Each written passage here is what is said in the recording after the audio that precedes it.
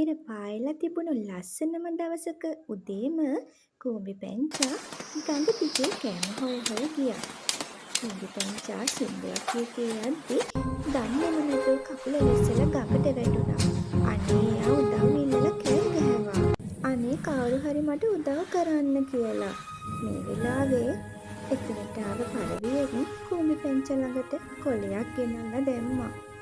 කූඹි පැංචා බොහොම අමාරුවෙන් මේ කොළේ උඩට නැගලා ගොඩබිමට ගියා. ඒත් එක්කම එයා ළඟට උදව් කරපු පරදියාලට ස්තුති කරන්න අමතක කළේ නැහැ. තවත් දවසක කැලෙන් දැන් යන කූඹි පැංචා දැක්කා දඩයක්කාරයෙක් පාටට කුරුමානම් අදිනවා. කූඹි පැංචා මේ දඩයක්කාරයාගේ කකුල හැප්පුවා. ඒ නිසා එයාගේ කුරුමානම වැරදුනා. ඔයාලා දන්නවද? එදා දඩයක්කාරයාගෙන් කූඹි පැංචා බේරුවේ එයාව බේරගත්ත පරවිය. තමන්ගේ ජීවිතය බේරපු කූඹි පැංචාට ස්තුති කරන්න පරවියා අමතක කළේ නැහැ. කූඹි පැංචායි පරවියයි එදා ඉඳලා හොඳ යාළුවෝ වුණා. ඔයාලත් කරදරයට පත් වුණු කෙනෙකුට උදව් කරන්න කවදාවත් පැකිලෙන්න එපා.